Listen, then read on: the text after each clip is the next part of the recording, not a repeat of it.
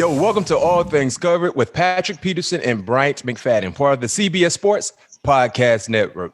The name says it all. If you like what you hear, make sure you leave us a 5-star rating on Apple Podcasts. You can also watch us. Just visit youtube.com/all things covered. So make sure you subscribe and turn on your alerts so you can get the show right away. Pat P, man, what we going to cover in this episode? Hey, yo, Mac, we went from a legendary coach last week to a legendary cornerback this week. And I'm talking about a Steeler great. They had to change the rules for this guy. No question. Everybody should know this guy named Mel Blount. He on the show coming up next. Stay tuned. Stay tuned. You guys know what time it is. First quarter. Here's where we chop it up. This is a very, very important week for a lot of individuals associated with the NFL, not just for players currently involved in the NFL, right? Well, what about the fans? The different fan bases that are associated with teams, organization, hoping their favorite team go out and sign a big name player, a mega superstar, a productive player. But our very own Pat Peterson, P2 Nation, he is now on the clock, as they say. He's currently a free agent. And as you guys can see, for the ones that are watching us on YouTube, make sure you subscribe to our YouTube channel so you can see myself and Pat P. He's not in vacation mode, but he's in off-season mode. He has a nice background behind him. The scenery looks lovely. But as he sits in that nice scenery, he's currently a free agent. So I would love to hear the feeling that you have, Pat P, knowing this is the very, very first time you've ever became a free agent, because early in your career, after your rookie deal, they signed an extension. So you never hit the market. So what is the feeling like for you knowing that you currently, unrestricted free agent? Well, Mac, just taking it a day at a time. The thing I do know that I will be playing, somewhere this season. So at the end of the day, just control what I can control. And that's being patient and just waiting to the right team give me that call. We got a couple teams on the hook right now. I don't want to say who, but we got a couple teams out there right now. So it should happen pretty quickly, so stay tuned. Well, I know you can't say anything, but can I give my fan opinion on the teams that probably would look to acquire Patrick Peterson? Is that okay? That's fine with me. All right. Number one. Everybody got their opinion. Oh, yeah. Everybody has an opinion. My number one would be the Arizona Cardinals, of course, trying to lock you back up in the desert. I think that only makes sense, right? That only makes sense. My number two would be the New York Jets. They have a lot of funds available. They need to spend that money. And I think bringing in an elite guy like yourself, a veteran leader, instantly would change the makeup of their locker room. So I think that only makes sense because of the funds they have available. And we know they've been a bottom dweller team for quite some time. My number three, the Tampa Bay Buccaneers. That only makes sense because Bruce Arians loves you like a child, like you was his son or something like that. Then you got Todd Bowles, who loves you dearly, your DB coach. Everybody on that staff loves Pat P. So I think that only makes sense. And that's your home state. That's huge, your home state. And then the last team, and knowing how the free agent market works in the National Football League, there's always a team in your division. Always a sleeper. There's always a sleeping team in your division that tries to take an opposing player away from a rival. And I think that team in your division would be the San Francisco 49ers. So that's my top four for Pat P. Arizona, the Jets, Tampa, and San Fran. So as time goes by, and eventually Pat P signs with the team, let's see how close I was with my top four. All right. Now it's time for Around the League.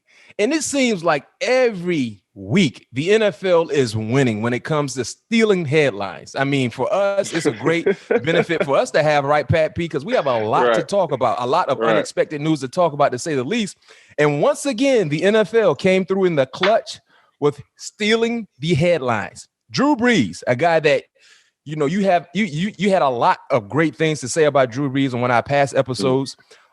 He officially retired. And when you look at Drew Brees as an NFL quarterback, when you look at everything that he's done in his professional career for two organizations, when you think about Drew Brees, what do you think about his legacy? Oh man, his legacy is what every quarterback should want their legacy to be. You know what I mean? As far as the yardage, the accolades, as far as, the Super Bowls, the 13-time Pro Bowler, 2004 comeback player of the year, he even had at that time, they didn't even have, I think they just had offensive MVPs or like offensive players, got that twice. Mm-hmm. And his I think he leading the league in all-time passing yards, being able to, work with what he had, always told that he was too small, arm wasn't big enough, and to end up being, at the end of his career, leading the league all times, 100 plus years of football, having 80,000 plus yards through the air. So his legacy is what every quarterback should want their legacy to, be once they're done. More of the story, Drew Brees is a GOAT. I think he was one of the more undervalued players in the National Football League throughout his professional football career. Put up prolific numbers in high school in Texas, only had 2 offers. Then he goes second in the second round of San Diego. In the 2004 draft, they drafted Phillip Rivers to basically move Drew Brees out of the way.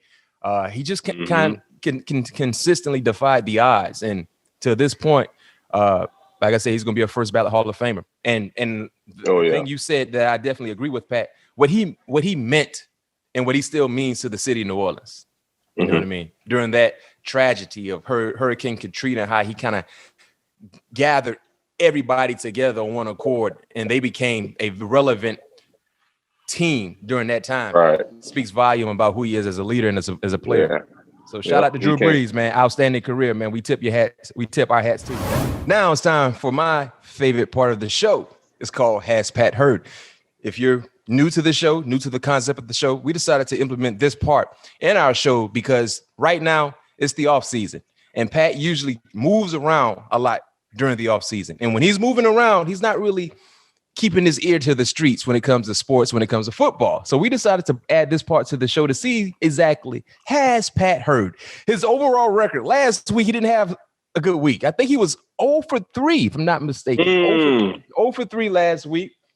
We had some funny parts of the show regarding that segment.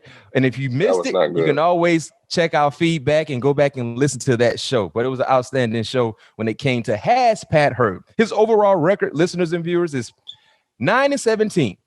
9-17. So, he's doing pretty good. You know what I mean? He's doing pretty good. So let's see, can he improve with his overall record? The first question for Has Pat Heard? This is a funny one. Let's see if I heard this one. Did you hear about Taysom Hill's new contract?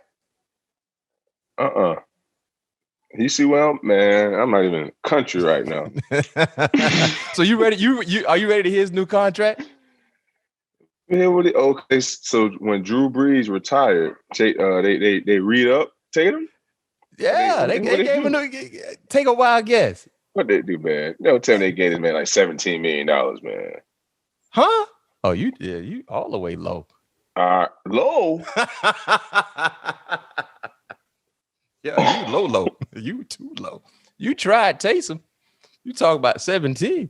You tripping. Taysom said, man, Pat, you tripping. What do you got? Take 4-year extension, $140 million. Damn.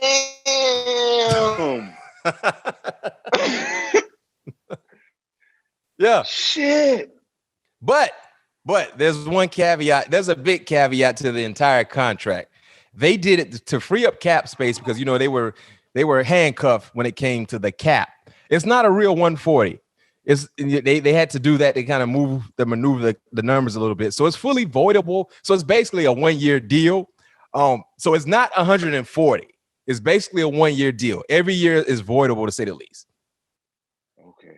Jesus Christ. Yeah, but that reaction, your reaction, Pat P, was the majority. When people either heard or saw that 4-year 140, Taysom Hill, yes. Damn. 4-year 140, $140 million extension. Just to maneuver the cap, though. That's all. That's all they did. So it's not a legit $140 million deal.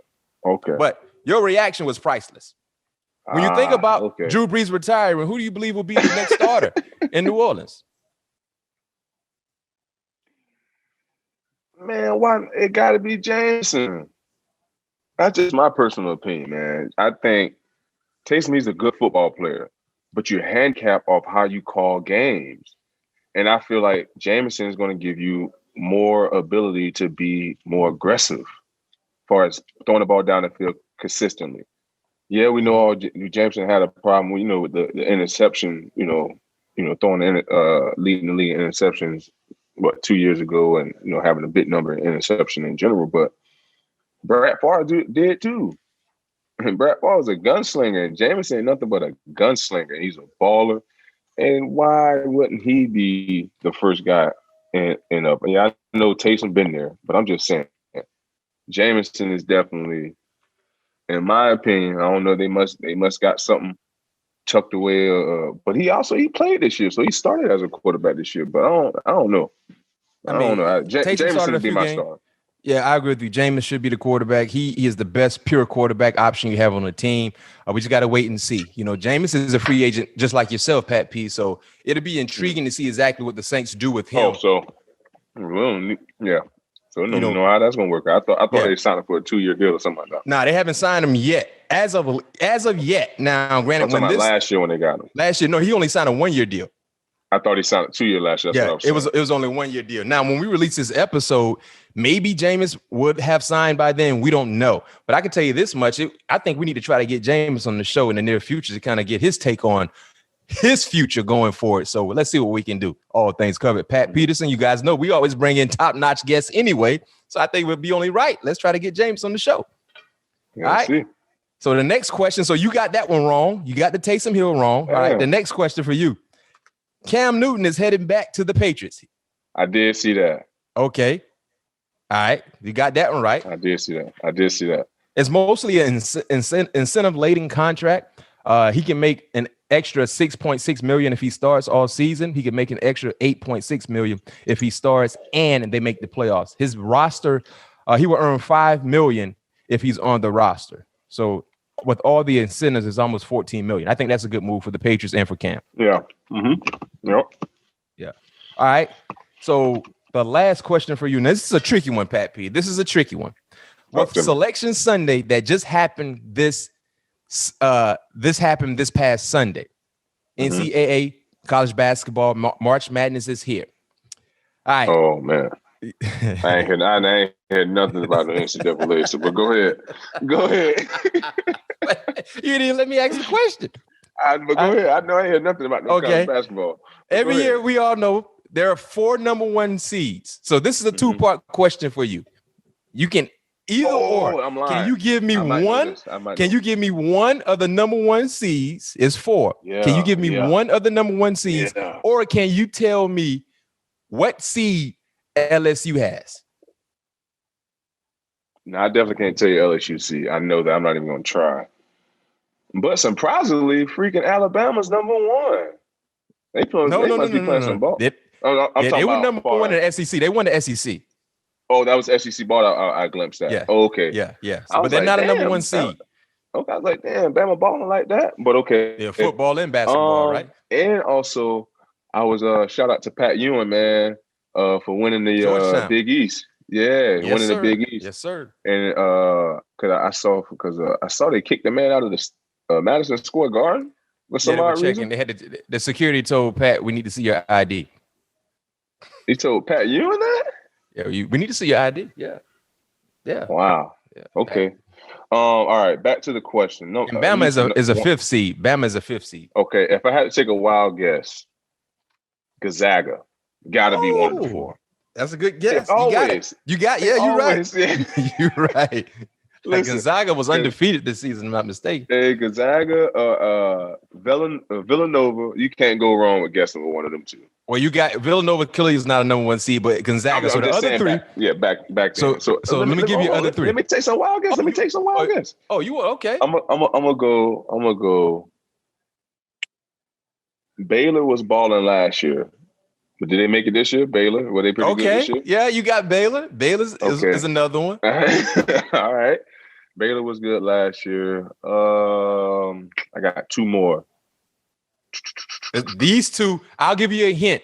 These 2 are coming from the same conference.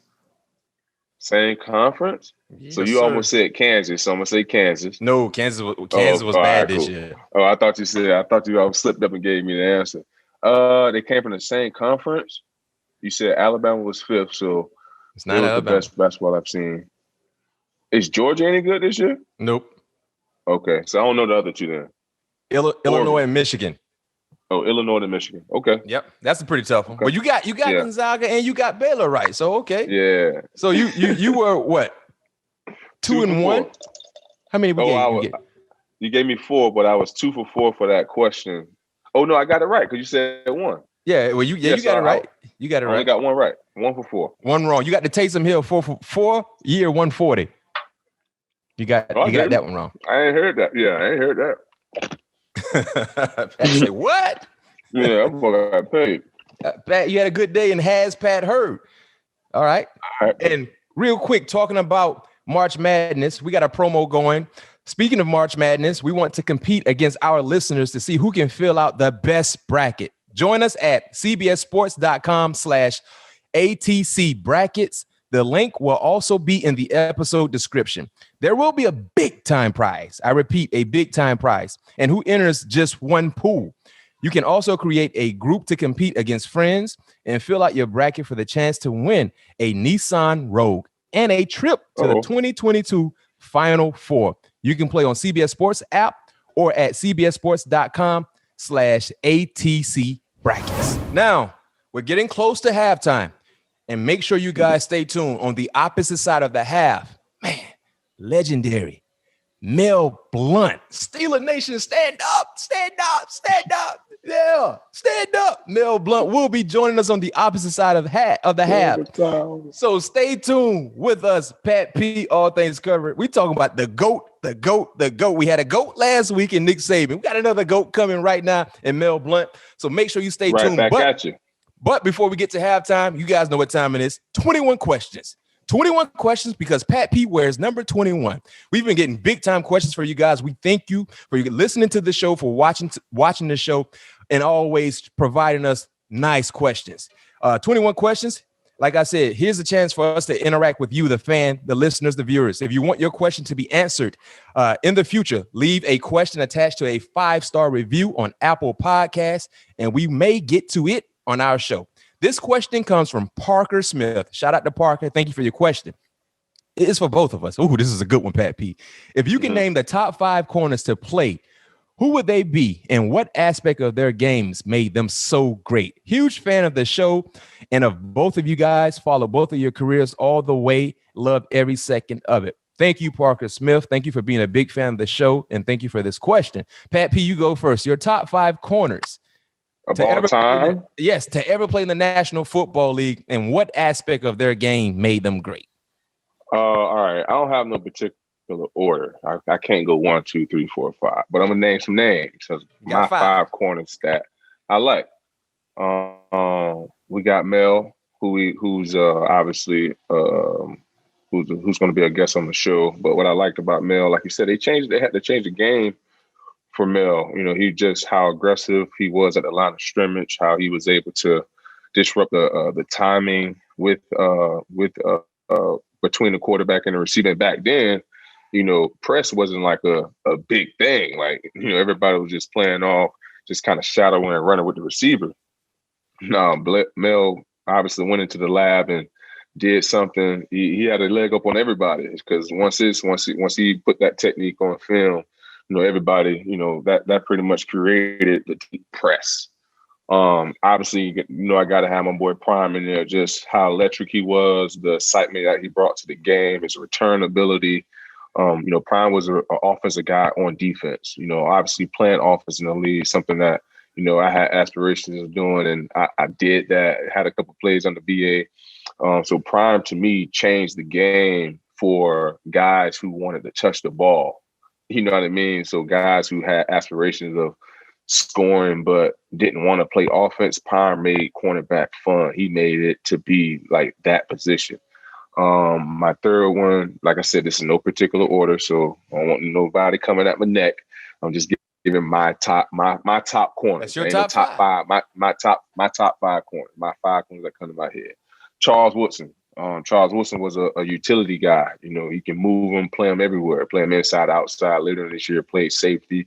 And he was another guy, too, that was a defensive guy, offensive-minded guy playing defense. You know, Charles had 50-plus interceptions in the league, 8+ return to the crib. You know, just some of the things that he was able to do. And he was just so smooth. Charles was never, like, really flashy, but he got the job done. You know what I mean? It was just, I always called him Uncle Charles because he was like just like an uncle under the shade on the tree, like laid back with his feet kicked up, just chilling. But he was just so smart and so instinctive to where he always knew what the ball was going to be. For Rod Woodson, Rod was very, very special.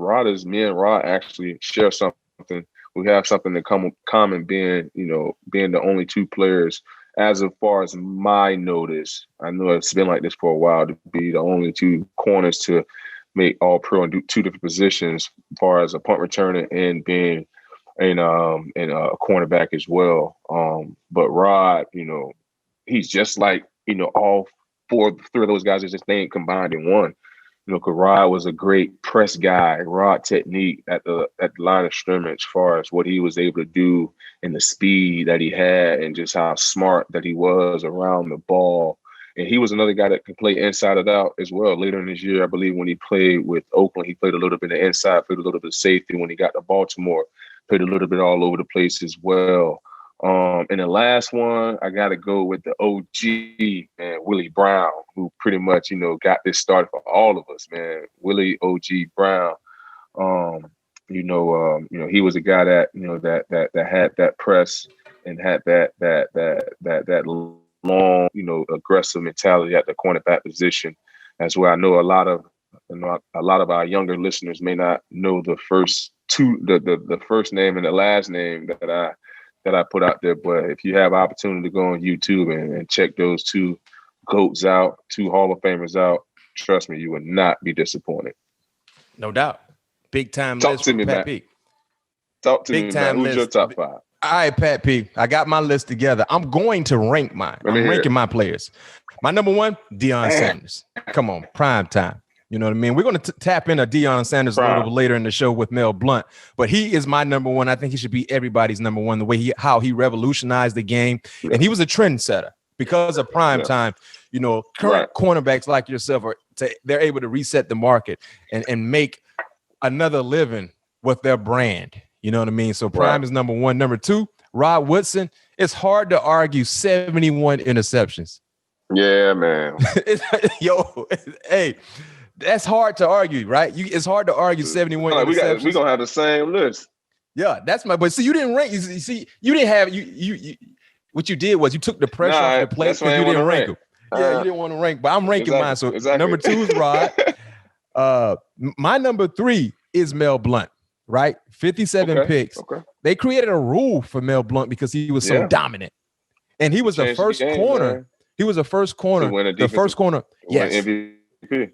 Yeah, the one defensive player of the year. So he's my number three. My number four, Charles Woodson, 9 Pro Bowls, 65 picks. 11 of them was returned for touchdowns. That's second all time currently right now. And so Deion's number one, right? Yeah. Is Deion one? And return picks? I know Prime. Yeah, I know Prime had like 19 or 20 something total touchdown. Yeah, something crazy. Woodson is, and I know Rod Woodson. Rod Woodson got to be. What about Rod? Yeah, I know Rod got double digits. Wow, he got double digits. Well, if Charles got 11, 100%. If I did the math correct, Rod got a 10. Then he got to have 10. Yeah, he got to have 10. So Charles would be 4, and my 5th. It was a toss up for me, Pat P. Hold on, I'm going back real quick. What you got to remember, Devin Hester broke Deion Sanders' return record. That's the return record for all his punt returns. But I'm talking about interception return. But they include his interceptions in that too. Okay. Yeah. Because he only had maybe 4 punt return. He didn't play kickoff like that. I think, man, Eric, look that up real quick. See how many interceptions Prime had for touchdown. And shoot over. I saw. But go ahead, finish your list. We'll get back to that. They had Charles Woodson number 2 with 11 touchdowns. Number 2. We're going to find out where Rod Woodson is on that list. Well, heck, Rod Woodson got 71 picks. It's safe to say he got at least nine returns for touchdown, at least. I think it's double digits. It's double digits because Rod Woodson at the time, I remember watching the game when he played for Oakland. He tied the NFL record. Prime had 9 interception returns. So Prime only had 9. So if you add the special team returns as well, right? You said special team. They was 20. It was like 19 or something like that. But getting back to Rod, I forget who they was playing. It was a Monday night game, bro, and he went like 90. He went like 90-some yards or something like that. He tied NFL record at the time. Prime has 10. 3 kick returns for a touchdown and 3 punt returns for a touchdown. That's what. Prime has. I know he had the record. And Devin Hester broke his record when he had the I forgot who they played, but yeah, he broke. Pat, how many return touchdowns you have, special team wise? I got 4. I got 5 total though. I got 4 punt returns and 1 on the defensive back. But I got 2 called back though, man. Will you ever decide? Would you ever think about returning punts again? Nah, I think I'm done with that. I think that those days over, man. You don't even want to think about it? Those days over, man. No, man. I mean, late in the year last year, they wanted me to play punt return. You know, it always comes down to like if they really, really need me, but I'm not trying to play that. I'm done with that. The 5th guy I had is a toss-up, but I decided to go with Champ Bailey. When you talk about the longevity, I had Champ Bailey in there. I got Champ 12 Pro Bowlers. I think that's the most for any corner in the National Football League. 12. It is. The longevity that he played with. But it was a toss-up because I almost went Dick Night Train Lane. I almost inserted him in my top 5. Yeah, that's a good one too. Hey, here's a nice thing about Champ though. Man, you know Champ went a whole year allowing, I think it was like I can't remember the exact number, but it was some crazy numbers on like 15 completions or something like that. The whole year. Remember that? Yes. Eric, look it up. It was something. 15 completions? Hey, bro, it was something crazy. It might have been a little bit higher than that. It probably was in 20s. But he gave up. Even if it's in the 20s. That's what I'm saying. That's what I'm saying. That year was crazy. I want to say it was like an 09 or something like that. Something crazy. Yeah, but we'll get it back to you. Champ Bailey was a beast. He for some reason he kind of get overlooked, I think, because just the longevity in which he played with and still played at a high level, even towards the end of his career. Man, that can't go unnoticed, in my opinion. Champ Bailey. So that's my top 5. Prime, Rod Woodson, Mel Blount, Charles Woodson, Champ Bailey, and the outside looking in, Dick Night Train Lane. 12 games and 52. Night Train Lane had 14 picks in only 12 ball games. Crazy. I used to talk to Dick LeBeau all the time about Night Train Lane. Funny story with Dick LeBeau. He said, because I used to mess with Coach LeBeau all the time during practice. Like we had some free time. I'm like, Coach, why they always call you the creator of the fire zone? Like, why you get that title? He was like, well, Mac. He used to call me Mac. He said, well, Mac, when I was playing with the Lions and he was playing safety at the time, if I'm not mistaken. And Dick Night Train Lane was on his side, the corner on his side. And he said, Night Train Lane looked at him and said, Dickie, I'm blitzing. And Coach LeBeau was like, Dick, what you mean you blitz? We're in the cover 2. You can't blitz. It's 2 receivers out here. He's like, I'm gone anyway. And Coach LeBeau was like, Dick, what I'm supposed to do? And Night Train was like, cover on both. So he blitzed from the corner. And Coach LeBeau said he had to try to cover on both with depth.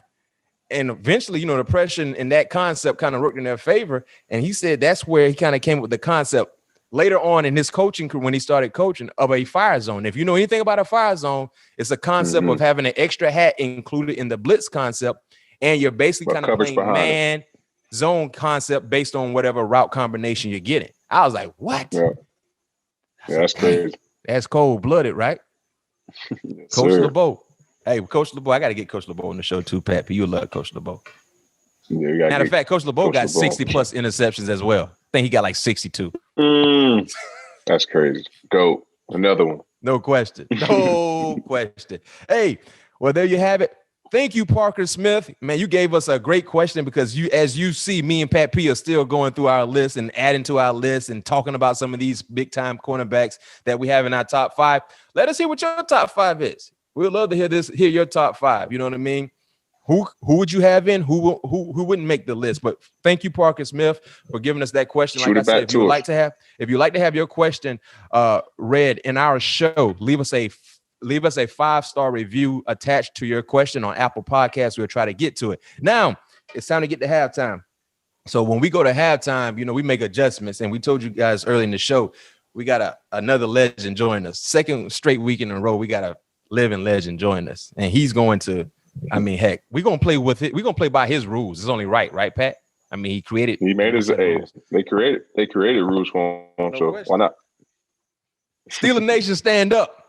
Opposite side of half, Mel Blount will be joining us. Stay tuned. Well, coming out of halftime, and you guys that are faithful fans, faithful listeners, faithful watchers of the show, you guys know how we do it here on All Things Covered. Last week, we had an iconic individual join us on our show. This week, we have another iconic individual join us, a living legend. As I read his intro, I think it's only right that I put this terrible towel around my shoulder. A man that I met some years ago when I first got drafted in Pittsburgh, and Pat P. Listen, when I first saw him, I was starstruck.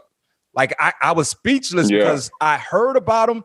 I seen highlights of him, and I literally was watching him I was looking at him face to face for the first time in my life, and I was like starstruck. First time I had the locked jaw. My jaw just locked up. But this individual here was a 3rd-round pick in 1970 out of Southern to the Pittsburgh Steelers. 57 career interceptions, which is very, very rare because you look at the day and time, and when he played, they didn't throw the football a lot. It's not like quarterbacks throwing 40 times, 50 times, 30 times, not to mention they weren't targeting his side often because he's a lockdown player, but he came up with 57 career interceptions. 1975, Defensive Player of the Year. If I'm not mistaken, we got to do our research. So Eric, help me out on this. I think he was the first corner to ever accomplish that award, Defensive Player of the Year, a four-time Super Bowl champion, Pro Football Hall of Famer. Join us here. Like I said, I got my terrible towel. As you see right now, watching this on YouTube, he got his cowboy hat on. You can tell he loved the ranch life, but before loving the ranch life, he was loving the gridiron. Mel Blount, Hall of Famer, has joined us here on All Things Covered. We tip our hat to you. Thank you for joining us, Mr. Blount. How you doing? It's good to see you guys and the BB, all you young brothers, young outstanding cornerbacks, and I'm a big fan of Patrick. He's still in the game, and look, guys, it's just an honor. It's an honor. Young people, I see you all as my young brothers, so I'm really honored to be able to talk to you. Oh man, we fired up. We're fired up. No doubt about it. Every week we're fired up for our guests, but this is a different fire right now because, like you said, we all backpedaled for a living, and Pat P is currently still backpedaling for a living. So this is a pleasure. Let's start off the early part of your career. Mel, you attended Southern University in the late 1960s. What did it mean to you to play for an HBCU at that time? Well, guys, it was really no other option. I came out of high school in 1966, and everything was segregated in the South. I went to an all-black high school and went to an all-black college, and really my first experience of playing with white players or being coached by a white person was in Pittsburgh. And so it was a big adjustment for me, but I love my background. I love the experience I came up on, because it really is something that burns on the inside of me that keep reminding me to remind young Black people how important it is to not forget the struggle, first of all, and to understand how important HBCUs have been to as far as our history is concerned, our race, and how important it is going forward. And so I'm excited about a lot of the things that has led me to this point as far as my experience at HBCUs. What was the band good back then, like they are now? Hey, they were a lot better, man. I tell you what. Southern University, Grambling. I mean, when you talk about marching bands, even Florida A&M, I mean, they were probably the three most dominant powerhouses in the HBC world, really, when it came to marching bands. But the football was great too, because all your top athletes, black athletes, was going to these HBCUs. And when you look at the National Football League and when you look at pro football, the Pro Football Hall of Fame, and you see the number of players who went to HBCUs that are in the Pro Football Hall of Fame, it tells you what kind of talent there was. And then when they really open up the game and recruit, these are your major white universities, start recruiting the black athletes, then they start really tapping into all the talent that used to go to the HBCUs, start going to schools like Georgia and all your other white universities. But, you know, we've held our own, man, and we're excited about the future, really. Right. And Mel, you spoke on it a little bit, speaking of how many Pro Football Hall of Famers came from HBCUs. How do you think the league can further evaluate HBCUs or elevate HBCUs as far as getting more players from HBCUs into the league? Well, I think they have to go back and start scouting these colleges. And one of the things that has happened here in recent months, and I know you all are familiar with it, hey, I think with Deion Sanders going to Jackson State, I think that huge. That's huge for historical black colleges, because he's going to bring a lot of attention. You know, scouts are going to come, media is going to come, and athletes will have that opportunity to really show what they can do. So if they're scouting Jackson State and Jackson State is playing Southern University, it's going to help those players at Southern University, because if you're there scouting, you're going to see what both teams are doing. But I think Deion being at an HBCU is really huge for the historical black colleges. And Pat talked about what the NFL could do to, you know, further elevate HBCUs. But when it comes to high school recruits, I was a top recruit coming out of South Florida. Pat P was a top recruit coming out of South Florida as well. And I think the only HBCU that even they didn't really try to recruit me, but they had a few words with my high school coach was FAMU. And I remember at that time I was like, no, I'm not even considered FAMU. You know what I mean? That's the wrong school in Tallahassee that I'm going to consider. I'm considered Florida State, right? And that was some years ago. Now things are starting to change in a better direction for HBCUs, but you still have so many elite-like high school recruits that won't even give an HBCU the time or the day just to kind of hear what they're saying. Not to mention, we look at the history standpoint, you know what I mean? What they meant for our culture as black people. So my question to you, Mel, being a part of an HBCU school, what could the universities do? They kind of get more, I guess, get more attention from high school recruits, real good recruits, or even mid-level recruits to be able to get some of these top prospects to go to HBCUs instead of some of these Power 5 universities? Well, I think one of the things we have to do, we have to do a better job. I think the alumni, we got to do a better job promoting our universities. And then we have to do a better job educating our young people about HBCUs. And if nothing else, I think with what happened last year with the George Floyd incident, if as black people, if we don't really see what's going on in this country and see how important it is that we support our own universities, our own institutions, then I don't know what's going to happen, how we can, make a difference. But I think guys like myself, guys who attended these schools, we have to talk, to even the coaches. And I think when we try to tie all this into the National Football League, I think the National Football League has to opened up opportunities for coaches and administrators in these black schools to have an opportunity to work in the NFL and have an opportunity, if it's no more than clinics that they put on, and start making contacts and building relationships. Because that's really what it comes down to. People have to feel comfortable with you in order to give you an opportunity to work in their organization. And I think you played for the Steelers, I played for the Steelers. Great owners, they created the Rooney Rule. Now we have to continue to critique the Rooney Rule because they're starting to find ways to get around that. So you got to have enough of these owners who want to give African Americans or minorities opportunities to excel in that industry. And as far as recruiting the high school athlete, I think it really comes down to alumni and the program, the coaches who are running those programs in those schools, and talking with the parents and trying to get them to understand how that this kid can get a great education, and he also can get an opportunity to play a sport that he loves.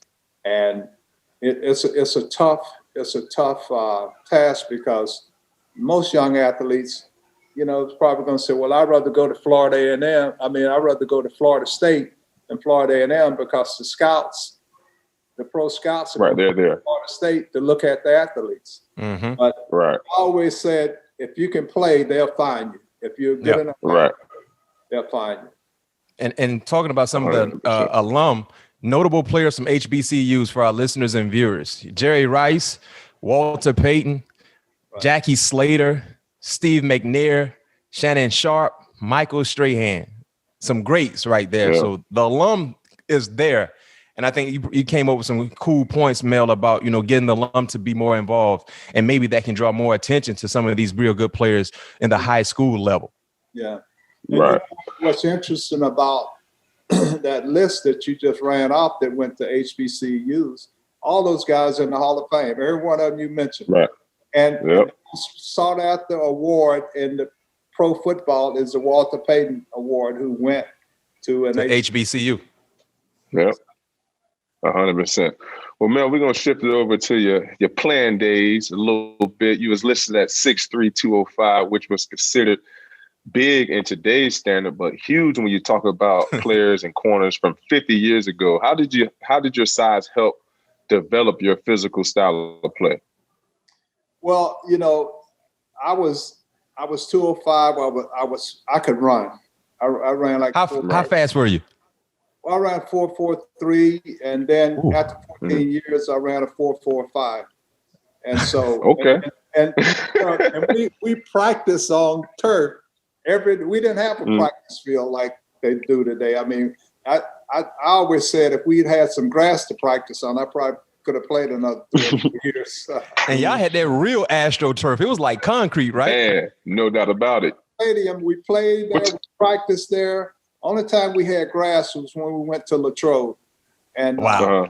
But as far as my size, Patrick, I had long arms, which was an asset. I could run. No doubt about it. Quick feet. And then I always played with a chip on my shoulder.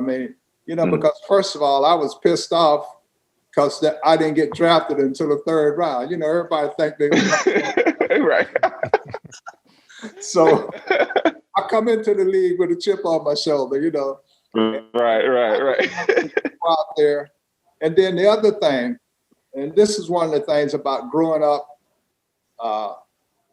doing segregation.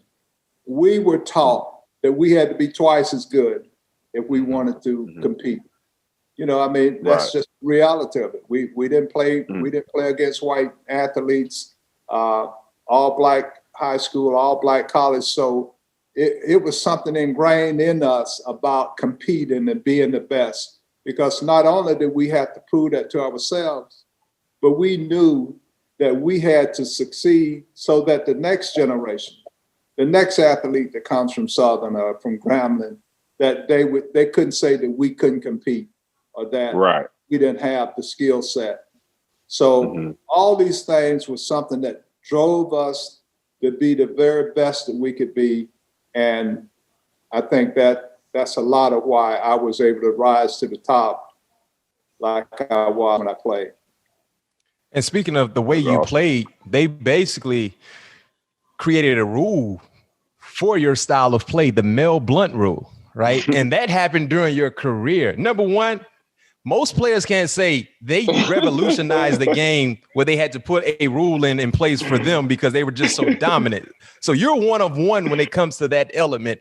But no doubt about it. With that rule being implemented in the National Football League while you were still playing at a high level, how were you able to adjust to the new rules? And what did you think when you basically heard it was the Mel Blount Rule? I was telling someone today, we were talking, sitting around having lunch. You know, when that happened, it was really, to me, I took it as an insult, as if, okay, so you named this rule, you putting this rule in because you think that that's the only way I can play and that it's going to slow me down. Right.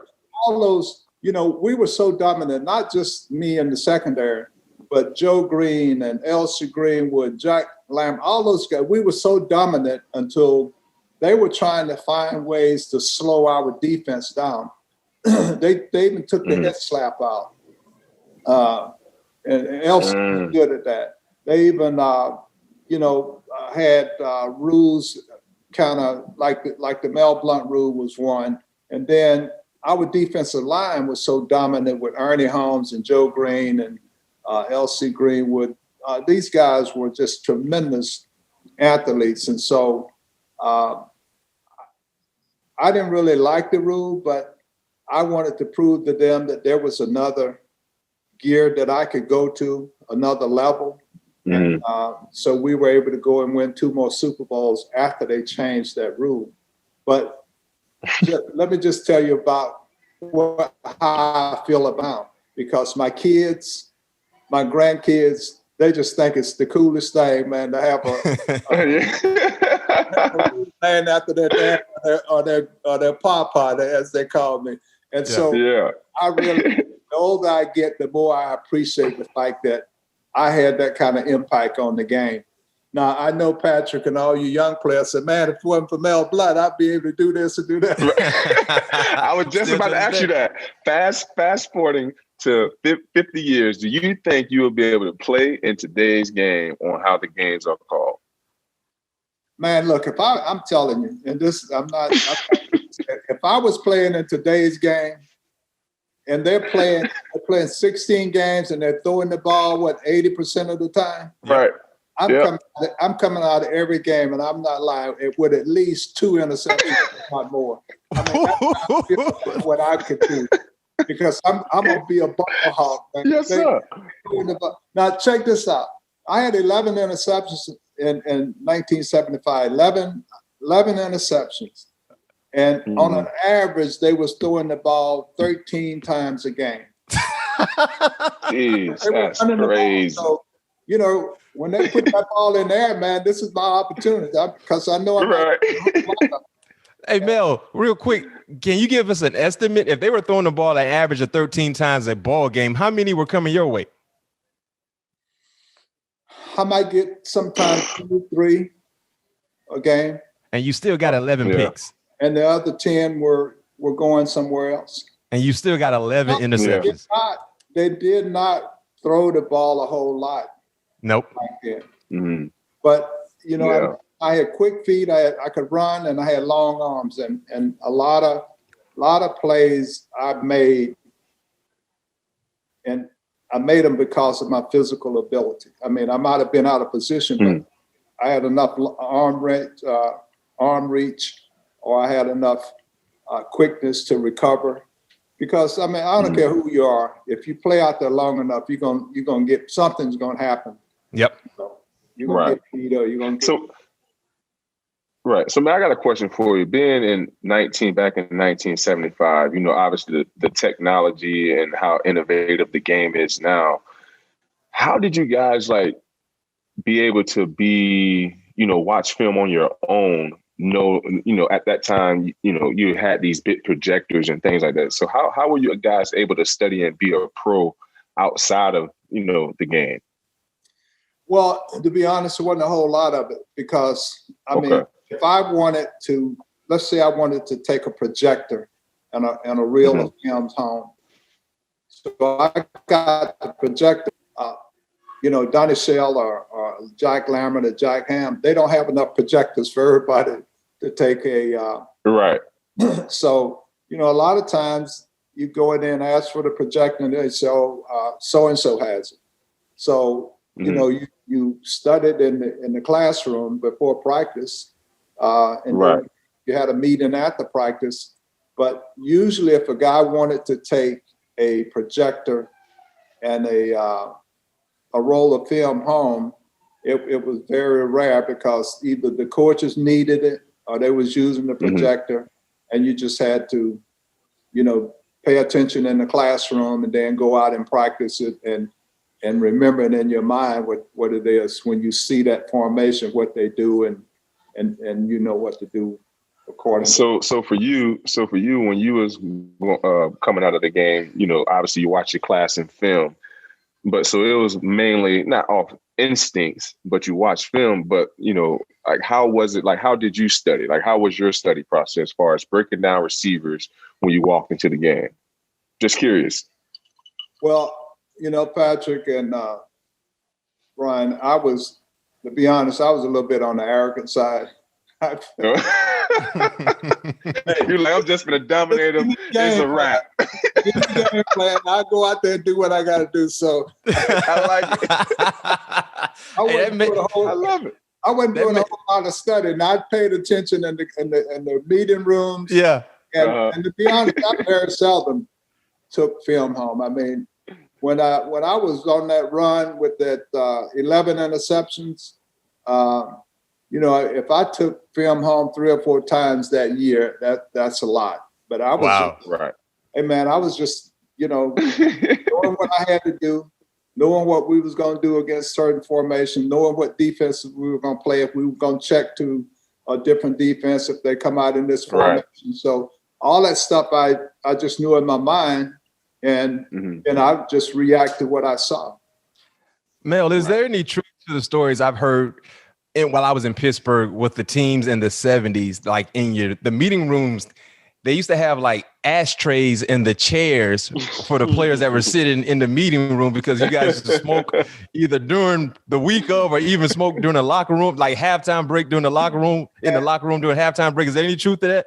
It's a whole lot of truth. And we were laughing. Yeah. And I'm telling you, we were talking about that with somebody, how, I'm talking about this went on for like at least 3 or 4 years from 1970. I think they really started banning smoking in the locker room, I think like in 74, 75, maybe. And guys, you said, I'm like you, Brian. I'm like, man, I can't believe this guy just lit up and started smoking a cigarette. At halftime, we come in. I go to the locker room, he lighted up smoking his cigarette. It was great. But that's true. That is really true. Well, that's great. Wow. What about beer? You guys used to drink beer in the locker room also? No, not at halftime. They never allowed that. Maybe after the game or something, somebody would have beer. Guys go in the sauna or they go sit around, but it never was any of that during the halftime. Okay, just the cigarettes. Yeah. Occasionally smoking. Just a cigarette. They light up. Just a cigarette. Like this, the old man Rooney used to walk around and give guys cigars. Not like during the practice, during the week. He'd come out, offer you a cigar and stuff. He was a cool guy, man. Yeah, I've seen many pictures of him smoking a cigar or lighting one up. So that sounds about right. Yeah. Yeah. Those were different times, man. That was different times. No doubt about it. Different times. I couldn't even think of an individual trying to light a cigarette in the locker room, right? A cigarette, man. What? Like, really? Yeah. But it also tells, I guess it tells me how unique you guys were as athletes. Because like you just said, Mel, you didn't really watch tape, but you were so dominant. You had a lot of dominating players, Hall of Fame players that were smoking in the locker room during halftime and still going out there and just making a lot of plays. You know what I mean? So that tells you how unique your style was as an individual and the company that you play with as well. Well, there's no question, man. I tell you what, it was a different game, believe me, altogether. And the physicality was so different because back then, man, you could hit.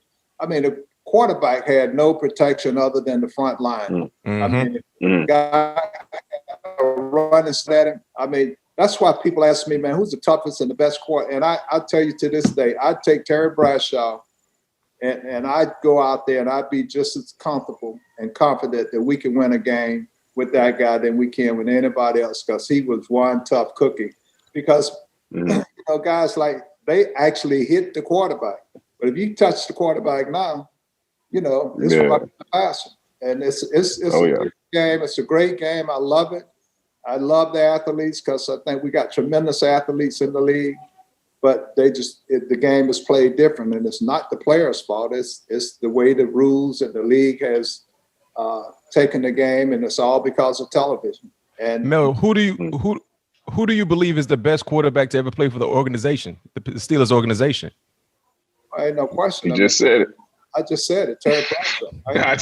He just said it. Ben Roethlisberger is a great player. He's been a great player, and he is obviously on the downside of his career. And he's still. I mean, I thought he had a great year, man. They started 11-0, and it looked like the team just hit a wall, you know. But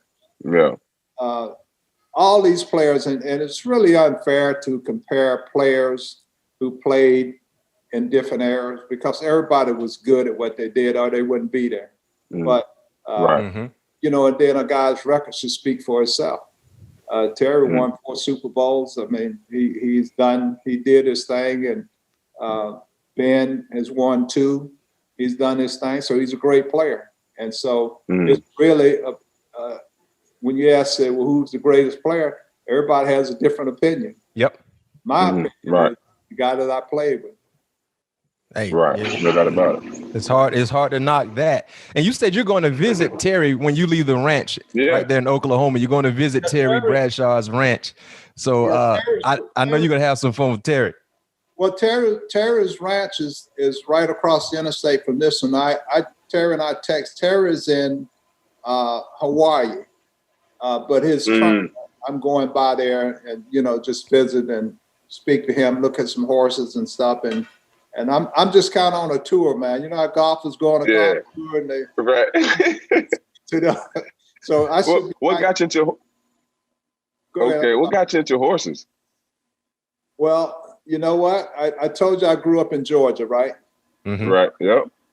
I grew up on a farm in Vidalia, Georgia, and we still have that farm today. But growing up out there, we had mules and horses. And that was our transportation. I mean, I think I was like in the 9th grade when my dad had finally got a pickup truck. But in my childhood, it was mules and wagons and sleds. And I tell people all the time, that's why I never got hurt, because as a boy, I grew up plowing mules and picking cotton. Working on the so I was developed. You were a grown man before you became a grown man. Been through it. He said plowing mules. In high school, I mean, even in high school, man, I'm out there playing, and you know, the coach wanted us to run. I'm like, man, this is fun. You know, this is a lot better than being out there in that cotton field picking cotton. Right. And to come out of college and somebody's gonna pay me to play football, shoot, I thought, man, you know, this is the best of the best. But that's how I developed the love for the animals, because that's what we did as kids. I mean, we had mules and wagons, and you know, we worked on the farm, we plowed them, we rode them. You know, we didn't have no television, we didn't have indoor running water. I mean, I was a freshman coming back home from college when we first got our indoor bathroom. So an old school guy, you know, born in 1848. You can imagine how black people was living back then, you know. And and I'm proud of it. I don't, you know, and I tell my kids, I tell them, said, man, y'all don't know. Oh, Daddy, you never lived like that. So you just don't know, man. You know, I mean, we hunted, we ate the wild, you know, we ate squirrels, rabbits, raccoons. I mean, that's the kind of, I think that's why I had good tendons. I never got hurt. You know? Right. Squirrels and I love raccoons. I don't know if I eating a raccoon, man. I know Yeah, that's what my grandpa used to eat. they can't even believe I ate a squirrel or a rabbit. Man, y'all just don't know. They don't know nothing about it. Will you eat one today? Will you eat a squirrel or a rabbit today? Catch it. Yeah. Mel, you might be at the dinner table by yourself. If I'm there, I might have to pass on that one. I don't care what kind of seasoning you put on it. Cooking it though, Mel? How you cooking it, Mel? You broiling it? You grilling it? How's this being prepared? Well, you just take him and skin him, and then you can, get a good season on him, and you can smoke him over fire. You can bake him all kind of ways. You can fry. So rotisserie style. You gonna have him rolling over the fire? Yeah, man. That's real, man. Pat P should try you some rabbit. Hey, I might try it, man. It might help them tendons. You still playing. You heard he said he never got hurt. Yeah, I heard the secret. No question.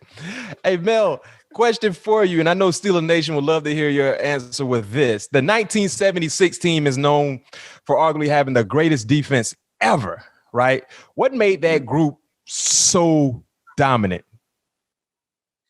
Well, 1976 was probably the best team we ever had, even though we didn't win a Super Bowl.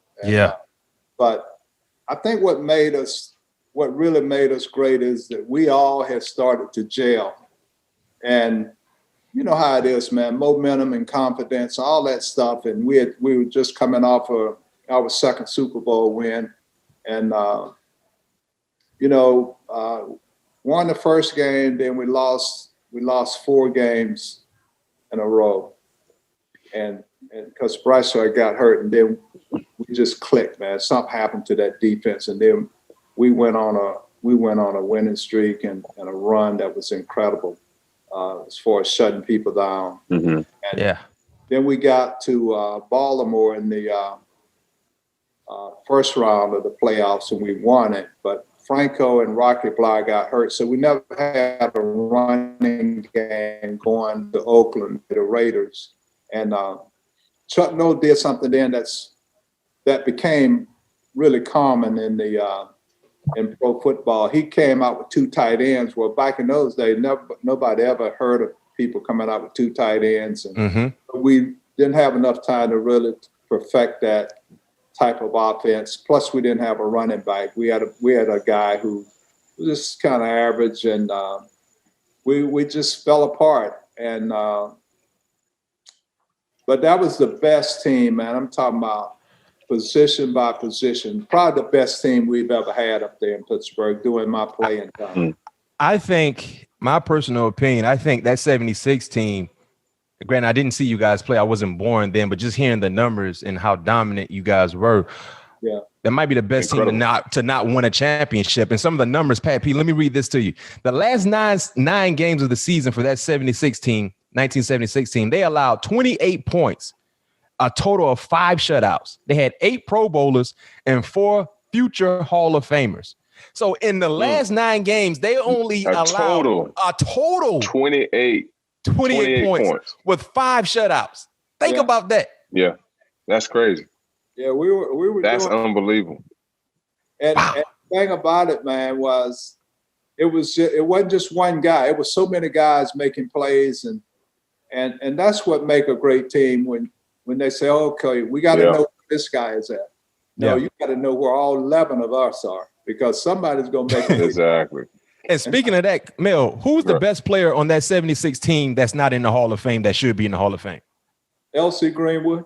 Yeah, I knew he was going to say that. Ain't no question about it, man. L.C. Greenwood on that. Why do you think he's not in the Hall? Well, sometimes guys just fall through the crack. I mean, the way the Hall of Fame work is that if that beat writer in your town, he has to be pushing you to get into the Hall of Fame. And we had so many great players until, the last. I mean, we think about Donnie Shell, man. This guy had 50-some interceptions as a strong safety. And he just got in. He did. He should have been in the Hall of Fame when he retired. So you got so many. And he would knock your jaw through the dirt too. Yeah. Ooh, he was physical. You got so many great players until you can't.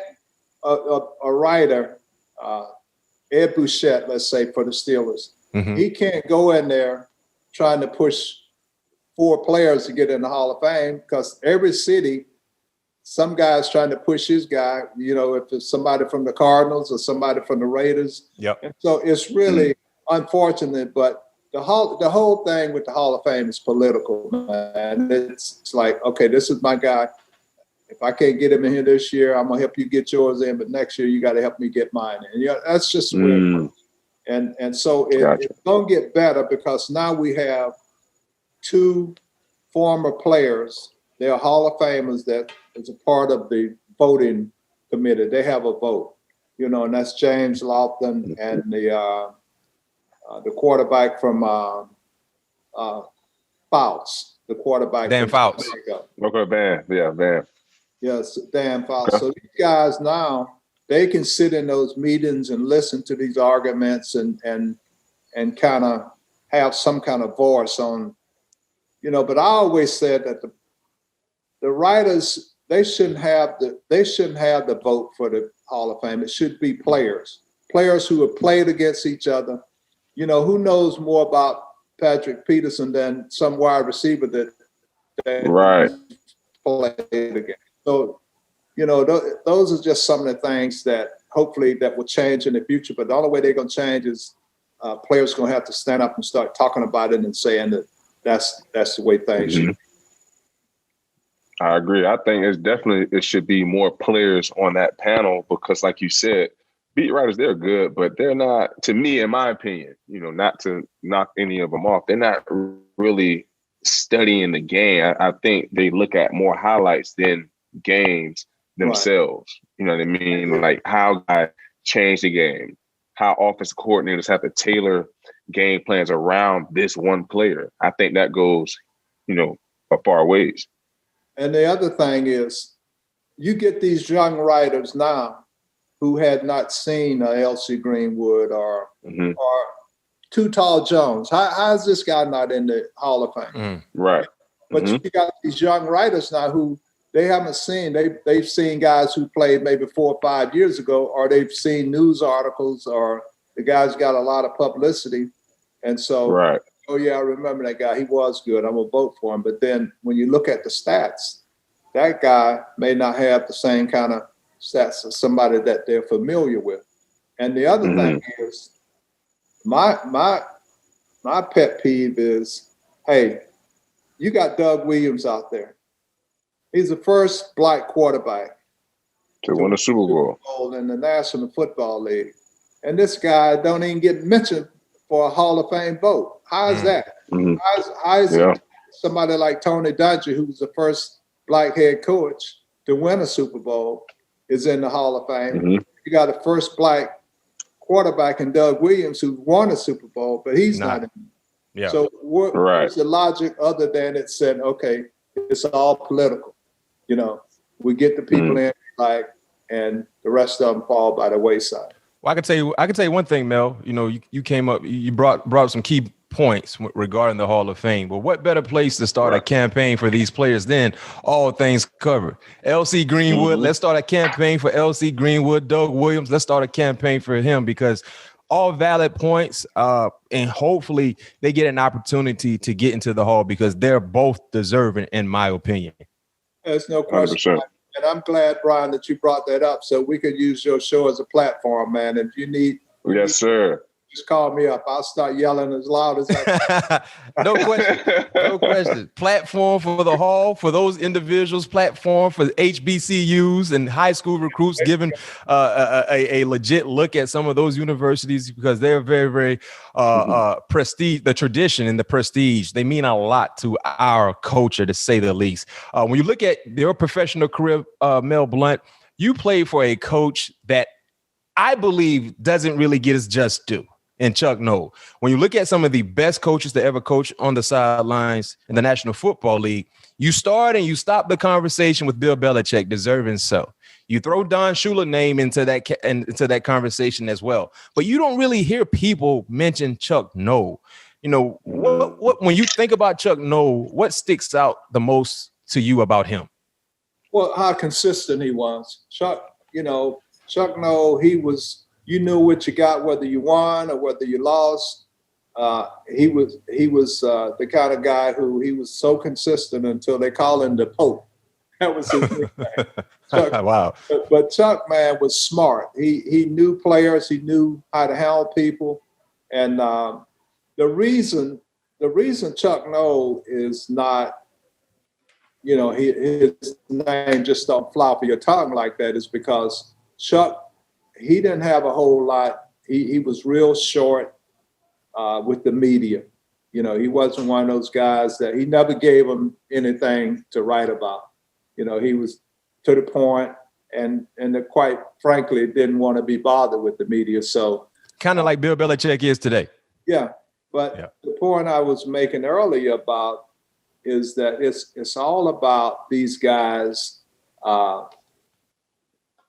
having some kind of relationship with you, or they know about you, or they like you, or they don't. And I think there's so much work to be done in the National Football League as far as making things better, not only for the players, making things fair for guys who retired, and providing better benefits for retired players. So there's a lot of work that needs to be done. And I just think that you have to keep that conversation going, because if it don't, it'll fall by the wayside. Something else pops up and it gets left behind.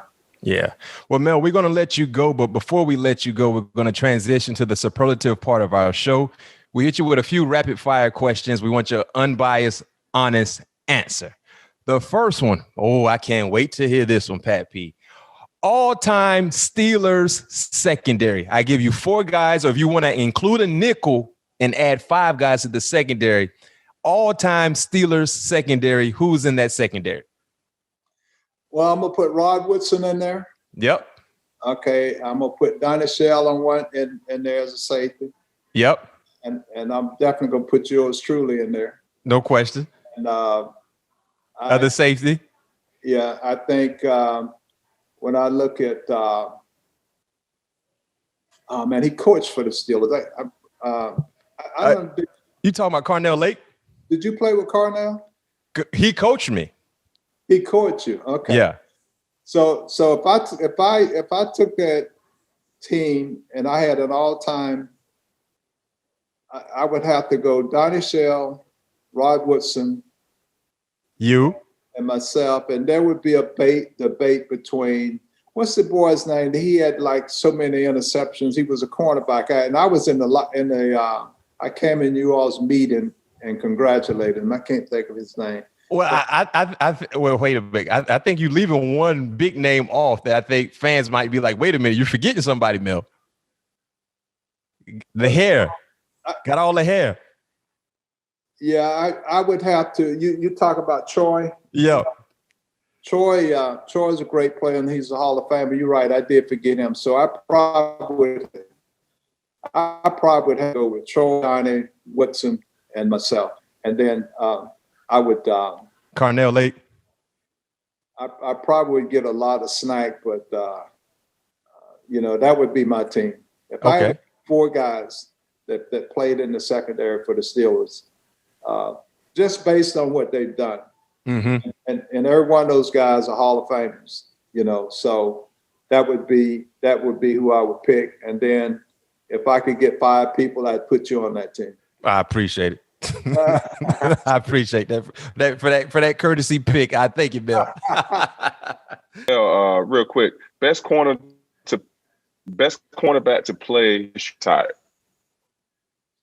The best cornerback to play since I retired. Mm-hmm. Yes, sir. Look, I think the best cornerback to play in the National Football League, period, is Deion Sanders. I mean, a lot of people don't like Deion because he was a showman, but you got to give a man, you got to give him his respect. You got to give him special, man. He was special. And Deion, I think Deion revolutionized the secondary, and he brought the awareness of the importance of the secondary, that people like yourself and other guys were able to get paid. There's no question about it. What he did. Did I not say that, Matt? No question. Yeah, what he did for guys who play in the secondary, they all should be important. Yeah, Yep. no doubt. 100%. Next one for you. Toughest wide receiver matchup of your era.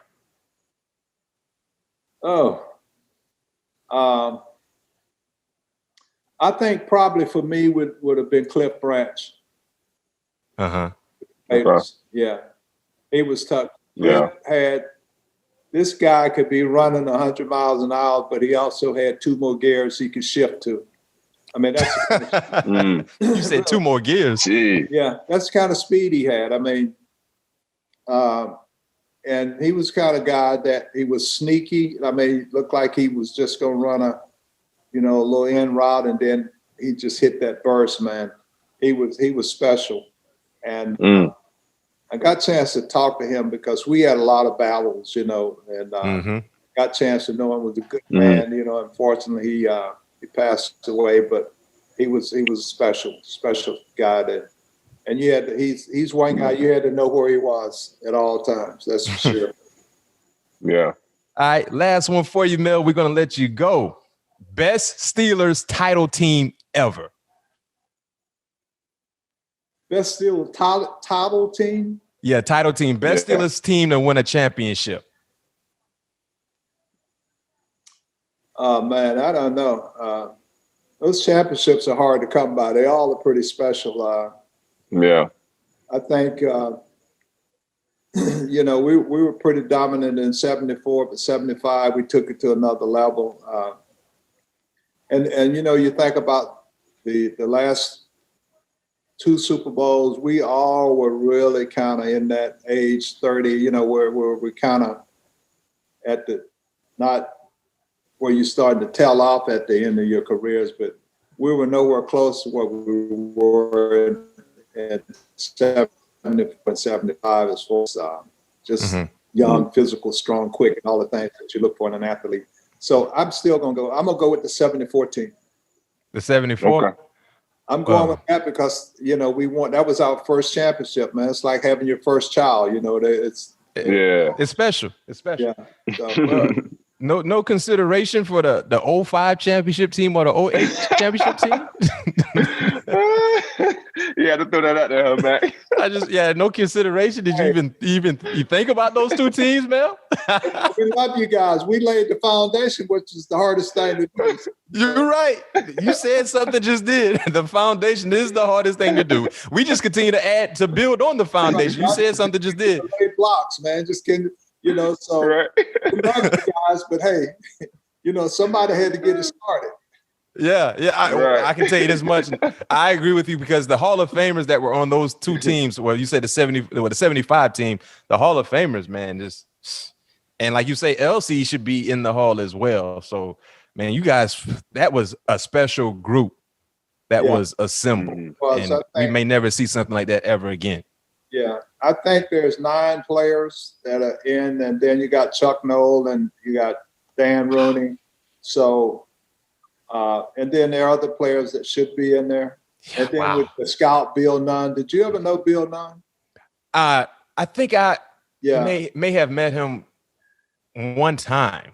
Yeah, so I know he died some years ago. He's going in this year, but man, look, you are part of a great organization. You should be proud of, proud of that, proud of your accomplishments. And we just need to, especially as young Black athletes, man, we need to continue to work with our young people and just encourage them, whether they go to an HBC school or not, HBCU school, they need to know, what this journey is all about as far as we are as Black people. And we have the platform to do it. So our young people should be bigger. They should be better than we are. They should achieve more than what we did. Yes, sir. No doubt about it, Mel. And We appreciate you joining us here on All Things Covered, man. It was an honor chopping it up with a legend who backpedaled just like me and Pat P have done it as well. Indeed. It's an honor. 3rd round selection from Southern University. They still got a great band, and Mel said they had a great band back in the 70s when he was playing, the late 60s when he was playing there. 57 career interceptions, Defensive Player of the Year 1975, and a 4-time champion with the best organization in the National Football League. Mel, thank you for joining us here on All Things Covered. I can't wait to catch up with you on the ranch when you come to Georgia, so make sure you let me know. We're coming out there. We got your contacts, Pat. Good luck to you, man. All right, thank you, Mel. I appreciate it, Mel.